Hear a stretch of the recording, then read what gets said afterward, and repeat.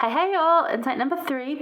We're in Psalm 23. We just covered verse 1 because I wanted to ask that question specifically in insight number 2. So go watch that. And if you want to know about Psalms in general, that would be insight number 1. Best if you watch in order because I kind of teach it in order, but you can mix it up. I don't mind. Anyway, we're looking at Psalm 23, verses 2 to 6. So let's read it and then let's dive into it. Okay. It says, He maketh me to lie down in green pastures, He leadeth me beside the still waters. He restoreth my soul, He leadeth me in the paths of righteousness for His name's sake. Yea, though I walk through the valley of the shadow of death, I will fear no evil, for Thou art with me. Thy rod and Thy staff, they comfort me. Thou preparest a table before me in the presence of mine enemies. Thou anointest my head with oil, and my cup runneth over. Surely goodness and mercy shall follow me all the days of my life, and I will dwell in the house of the Lord forever.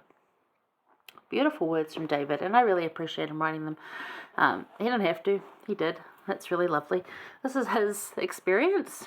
So it's a teaching from a king prophet who, we know made mistakes, but was a good person.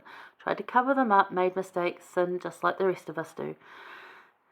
Not that we kill people, but hopefully. But, it was just, We know that he's been through trials. We know that he's not had the perfect life. We know that he's had to struggle and earn and to learn and grow to be where he is. So when you're reading his teachings, you know that he knows the hard, like we know the hard. So the blessings of following the shepherd. Okay, so in verse 2, he gives rest. He is the living water. Sometimes he gives you rest by making you rest. Like last week when I walked into a door handle and it hurt so much, I had to ice it and go and lie down because I felt a bit dizzy. I really needed to rest and I was pushing myself too hard. So he gives you rest. Sometimes he forces you to have a rest. I think a lot of us have felt that. But he will give you rest. He will give you that rest, not necessarily physical rest. He will give you rest from a lot of things. He will take that burden and make it lighter because he'll share it with you. So there you go. He's also living water. That's where you get your best nourishment from as far as scripture and just like a vibe. It's just this holistically good vibe. It just makes you feel better. If you know it, you know it. And if you don't, I encourage you to just seek that out and really pray for that experience, to have that relationship with Christ, to know what it's like to partake of the water that he offers. And I don't mean literally a water, but like just the flow of goodness into your life that he has to offer you. It's really good. Anyway, in verse 4, so even in dire circumstances, verse 3, forgot verse 3, he will restore and lead us to covenant pathways. So he will lead us to those pathways that we need to get back to heaven and get back to live with our heavenly parents and with the people that we want to live with. So he will provide those pathways. That is part of resurrection. That's part of what he died on the cross for. That's part of him leading us as our shepherd. Verse 4, even in dire circumstances, we can fear not. So there's enemies all around us. He's still going to lay out a table and bless us with all these wonderful things in the middle of all sorts of blech, right? So Christ is by our side and he promises to bring comfort. This might not always look like you think it's going to. Remember that. We have an idea. We have these should look like this and it should be like this. And, why can't this and why can't that? It's part of knowing that bigger picture and looking with an eternal perspective and just really trusting. This is, again, trust. This is what we're talking about this week. Trust. The Lord knows more than you do. Give him a chance to prevail because what he's going to bring to your life is way better than what you even could imagine. Maybe not right now. Maybe not even in 10 years. It might be a long time away, but it's still going to be super worth it. And in the meantime, look every day to see those little blessings because they're there and they keep you going and they keep you knowing that God is completely aware of you, that Jesus does love you and that they are helping you. So keep them in there. All right.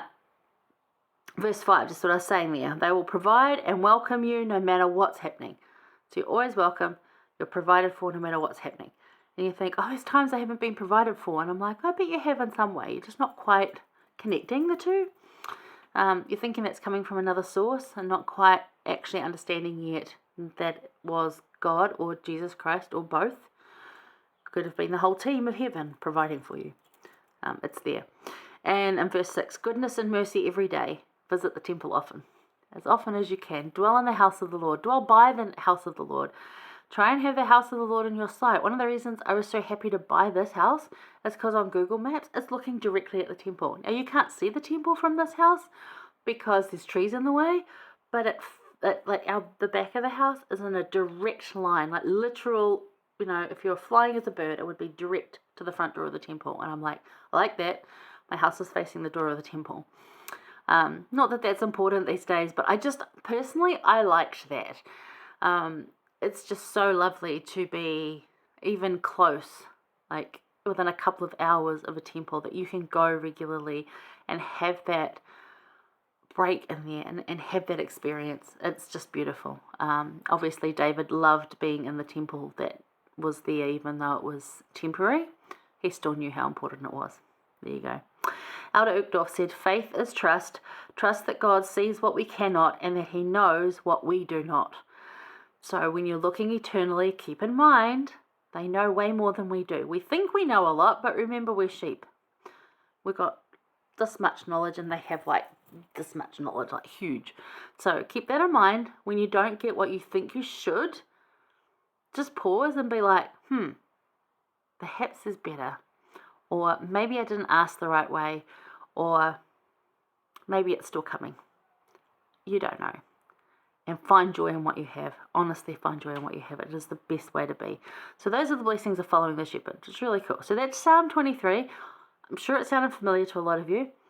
So we're going to go look at Psalm 27, and that's about the light of Christ, but it's also about trusting as well. So I'll see you there.